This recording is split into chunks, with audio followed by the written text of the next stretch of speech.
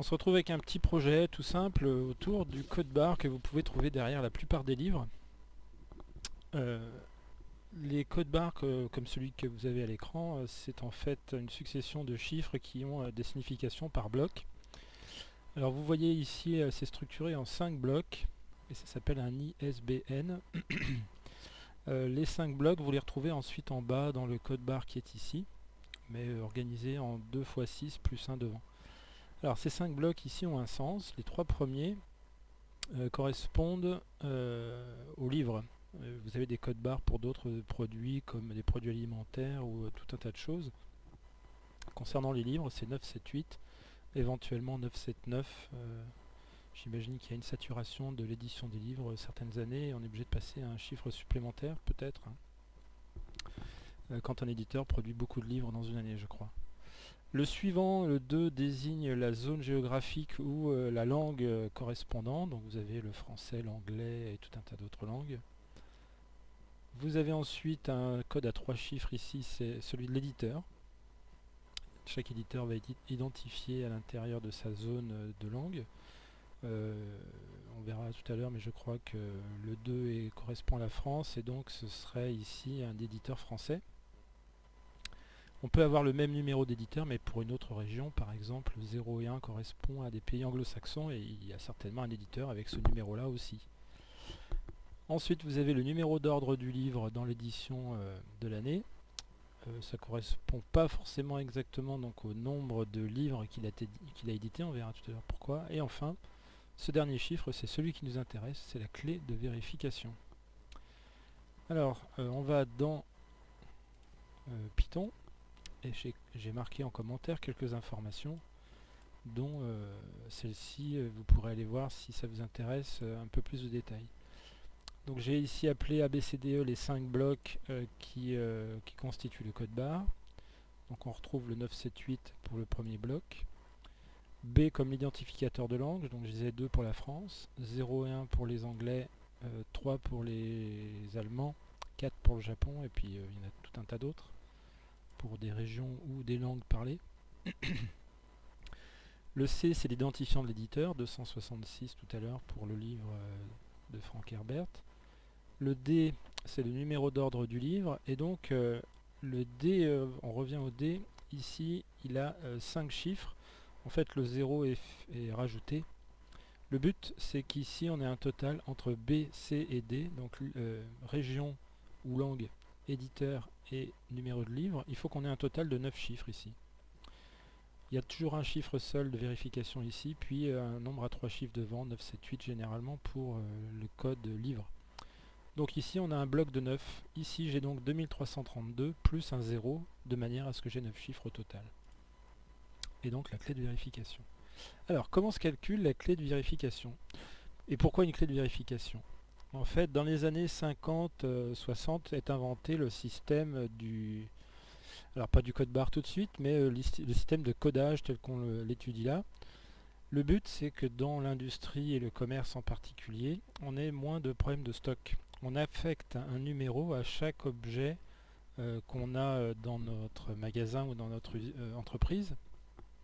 Et on l'enregistre avec ce numéro. Ce numéro, ça évite de saisir des informations du type le titre du livre, par exemple, ou l'éditeur et compagnie. On va saisir une succession de numéros et ça va permettre de désigner très précisément, vous avez vu toutes les informations que ça contient, un objet ou un bien. Rapidement, on va passer au code barre et donc avec les douchettes et donc un système informatique derrière, ça va permettre de développer la gestion des stocks, les entrées, sorties, les paiements, et donc ça va permettre de développer considérablement l'économie des grandes distributions et compagnies. Donc ça va être à l'origine, enfin ça va être à l'origine, oui, ça va bien favoriser le développement de l'économie dans le monde entier. Et donc, comme au départ, en tout cas, il y avait énormément de saisies manuelles, et même les douchettes ne sont pas infaillibles, il faut absolument une clé de vérification. Cette clé de vérification, le bloc E, donc contient un chiffre, et elle est calculée à partir des blocs A, B, C, D, avec la règle suivante. Donc je vais prendre le code de tout à l'heure, 9782226 66 23320. Et donc le dernier 0 ici, je le garde pour plus tard, c'est celui qu'on va essayer de calculer et vérifier comment on trouve 0 ici. Je devrais d'ailleurs regarder là. Donc j'ai rentré les 11 chiffres qui précèdent. Je vais faire rentrer ça dans une chaîne de caractères que je vais appeler ISBN. Et une première chose, on va essayer de se balader à travers ISBN, une chose qu'on n'avait pas vue pour l'instant. On peut faire ça. For i in range. Alors comme je sais qu'il y a 12 éléments, je peux faire un print de ISBN i. Comme une liste en fait. Une chaîne de caractères est considérée comme une liste de caractères. Donc si je fais ça, j'aurai tous les chiffres qui s'affichent avec un saut de ligne à chaque fois, vous voyez. Donc le 9, le 7, le 8, je les retrouve tous. Et je parcours ces éléments. Donc ça c'est tout à fait intéressant, ça veut dire que les chaînes de caractères, on peut les traiter comme les listes qu'on a vues précédemment. Il y a d'autres façons de faire, mais en voilà une qui va être pratique pour nous aujourd'hui, puisque je vais avoir besoin de prendre chacun de ces chiffres. Le calcul est le suivant. On va fabriquer une chaîne coef.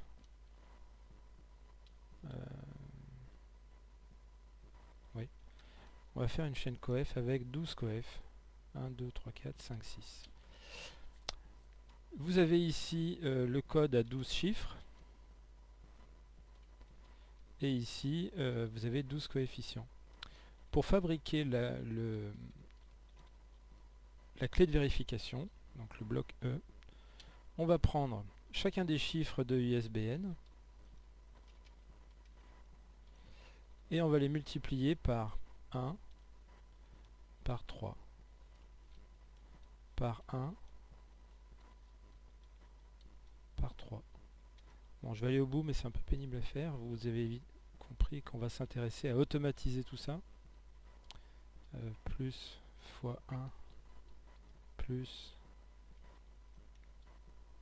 fois 3, c'est laborieux aujourd'hui, fois 1 fois 3 plus fois 1 plus fois 3. Enfin, j'ai pris donc chaque chiffre du code ISBN, le premier multiplié par 1, le deuxième par 3, le troisième par 1, le quatrième par 3, pair impair, fois 1 fois 3. Alors comment faire pour faire ça automatiquement, sachant qu'on peut faire un print de ça et vérifier que ça fait, je crois, 90. Voilà, on obtient 90 comme résultat.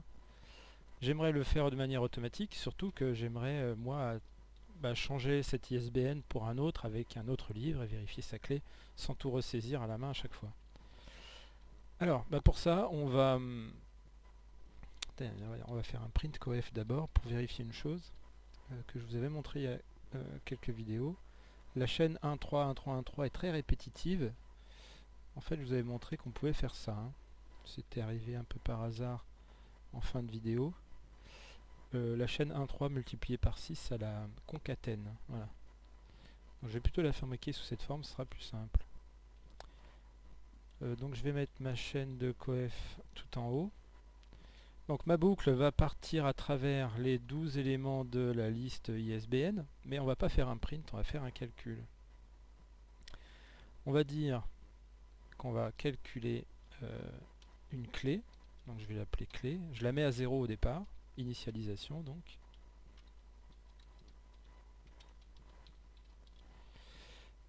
Et ensuite, cette clé, on va lui donner la valeur, son ancienne valeur, plus le résultat de le premier chiffre de l'ISBN, donc vous vous rappelez qu'on commence à 0, multiplié par le premier chiffre de la clé, qui est constitué de coefficients 1 et 3. Alors, moi je veux que ça soit indexé par i, et là ça va pas fonctionner, pas exactement comme on le voudrait. Int, c'est un entier, is not subscriptable, c'est-à-dire que on essaye de multiplier en quelque sorte un entier avec une chaîne de caractères. ISBN i, quand i vaut 0 par exemple, c'est cet élément là. Alors même s'il est affiché un 9 à l'écran quand on fait un print, c'est le contenu de la chaîne de caractères qui est affiché. C'est une chaîne de caractères. Donc on va faire une chose toute simple, on va le transformer en entier avec la fonction int. c'est indiqué dans la aide, vous lirez si vous le souhaitez. Elle permet de transformer une chaîne en nombre entier.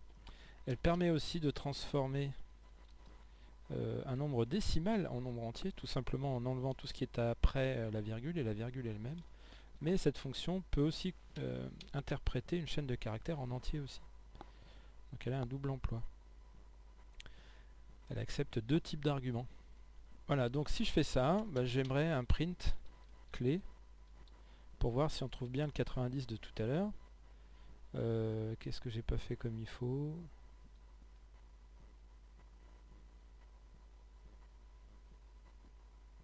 Oui, c'est n'importe quoi, ça c'est coef. J'ai confondu clé avec coef. On trouve bien 90, tout fonctionne.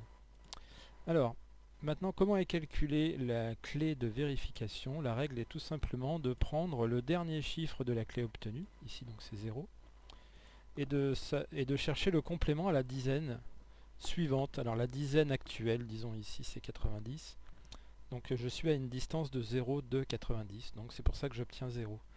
Si je choisis un ISBN différent, mettons que je mette un 1, ma clé de contrôle va valoir 93. Non, ma clé de contrôle, elle va être calculée à partir de 93. Je cherche la dizaine la plus proche suivante, c'est 100. De 100 à 93, de 93 à 100, il y a un écart de 7, donc la clé de contrôle sera égale à 7. C'est ce qu'on va finalement programmer ici. On va dire que clé, je ne vais pas chercher une nouvelle valeur, hein, je vais prendre la même. Je vais lui dire que c'est clé reste de la division par 10. Donc pour 90, ça va me donner 0, pour 93, ça va me donner 3, c'est-à-dire que ça va virer les dizaines et conserver uniquement le reste de la division, donc le dernier chiffre, tout simplement. Par contre, ce que je veux, moi, c'est l'écart avec la dizaine suivante. Mais si je fais ça, j'aurai un problème avec 0. C'est que 0, lui, va me répondre que 0 division euclidienne par 10, ça fait 0. Et quand je fais 10 moins 0, j'aurai 10. Donc pour ça, petite astuce, on fait la division euclidienne de la division euclidienne par 10. Comme ça, on est certain d'avoir la clé maintenant. Elle vaudrait 7. Si je reviens à mon livre de tout à l'heure, elle vaut 0. Alors maintenant, je vais essayer avec un autre livre dont je dispose ici. Un livre sur le film Akira qui est sorti en France. Donc on va reconnaître dans l'ISBN le 978, donc c'est la France. C'est un livre. Le 2, c'est la zone francophone. Donc ici en plus il est français. L'éditeur, je ne connais pas, c'est Yinis 376. Le numéro d'ordre, c'est 9709. Avec un 0 pour faire le 9e chiffre du bloc BCD. Et enfin, moi j'ai sous les yeux, la clé de vérification, ça serait un 3. Vérifions que notre calcul donne 3. Bien sûr, ça donne 3. Alors on va essayer avec un autre... Ah, tiens, j'ai un jeu de société là. Mais ça marche pas de la même manière, on va essayer, tiens. Un jeu de société, ça serait avec 3, 7, 7, 0, 0, 1, 1, 0, 3, 8, 0, 5, 2, 3, 3, 3. Donc il y a 12 chiffres aussi, vérifions. La clé c'est 3, ça marche aussi. Donc le système pourrait bien être le même pour les jeux de société. Vérifions avec un autre.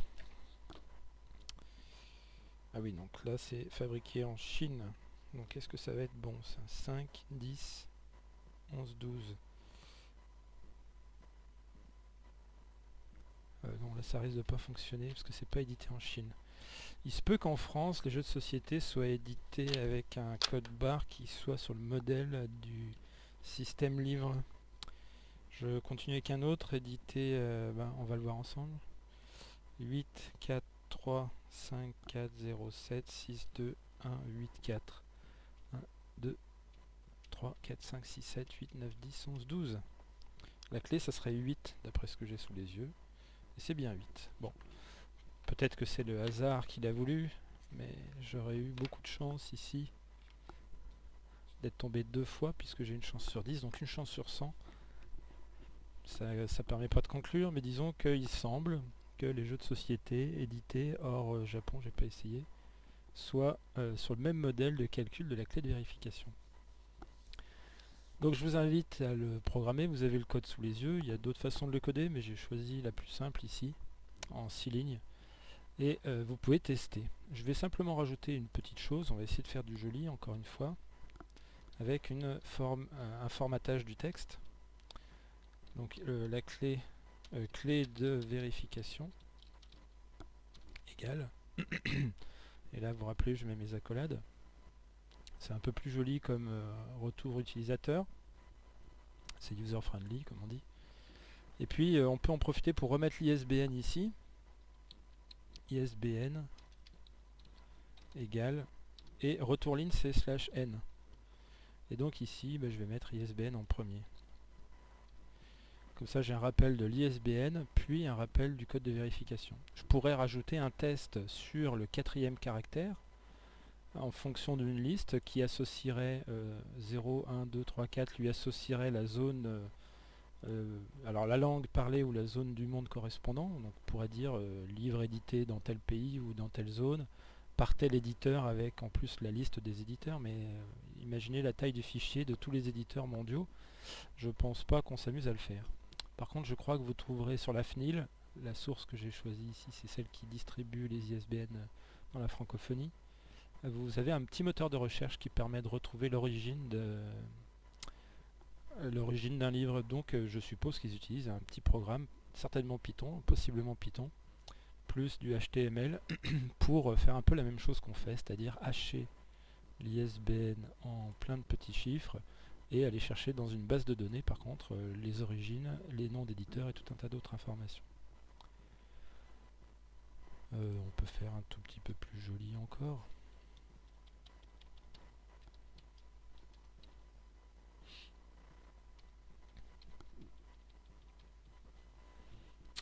N'est-ce pas? Et avec ça, vous pouvez tester maintenant donc des livres chez vous si vous le souhaitez. Du coup, on va essayer de le rendre un peu plus intéressant. Ici, je suis obligé de changer le code à la main dans le programme, ce qui n'est pas terrible. On n'aime pas trop accéder directement au programme. Donc je vais faire un appel. Ça, je vais le copier. Je vais faire un appel qu'on appelle input. Input, ça permet d'afficher une fenêtre. Là, je vais taper ce qu'on appelle le prompt. Je peux ne pas en mettre. Il ouvre une fenêtre et il me demande ce que je veux. Vous voyez, une invite de commande. Donc je vais coller mon ISBN de tout à l'heure. Et il m'affiche les informations correspondantes. Et ce qu'on peut faire, c'est en plus rajouter, en input, on peut rajouter une phrase d'invite. ISBN égale par exemple. Donc vous voyez, dans ma fenêtre, il y a IBN. Bon, c'est ISBN. Je peux rentrer 978, 1, 2, 3, 4, 5, 6, 1, 2, 3. Si j'avais un tel code ISBN de livre, à cause du 978, eh bien j'aurais 9 comme clé de chiffrement. Et si je n'avais pas 9, c'est que je serais face à une contrefaçon. Tout simplement. Donc ça a été une arme pendant longtemps. Enfin, pendant longtemps. Non. Disons que ça a permis de tester un peu certaines fraudes. Mais enfin, les fraudes sont un peu médiocres quand elles sont pas capables de faire ce genre de petits calculs. Mais bon, voilà, il y a des gens qui s'embêtent pas à créer des faux ISBN qui donnent le change. Donc ça a permis de le faire, mais il y a plutôt très longtemps. Maintenant, c'est devenu un peu plus compliqué. Voilà, on a un peu amélioré notre programme. Donc je vous invite à le programmer, puis tester avec certains livres pour voir ce principe. Sachant qu'il existe tout un tas d'autres systèmes de code, par exemple votre numéro de sécurité sociale. Je crois que j'en ai parlé il y a quelques temps, donc j'ai vérifié ça commence par un 1 pour les hommes et un 2 pour les femmes. Puis les 2 derniers chiffres de votre année de naissance, puis les 2 chiffres de votre mois de naissance et tout un tas d'autres informations. Ça ressemble un peu au livre, puisque le 3e bloc c'est... Donc le 4e bloc c'est le département. Non, c'est vrai. Non, c'est le chiffre pour hommes et femmes, le département, l'année, le mois. Et puis il y a la maternité et il y a le numéro d'ordre dans la maternité cette année-là. Par exemple, si votre code se termine par 01, vous êtes le premier-né de cette maternité, si je me souviens bien. Donc ça peut être intéressant d'aller voir le principe de codage des numéros de sécurité sociale. Et eux, par contre, ils ont une clé de vérification à 2 chiffres à la fin. Mais là, pareil, c'est dans mon souvenir. Voilà. À vous de jouer.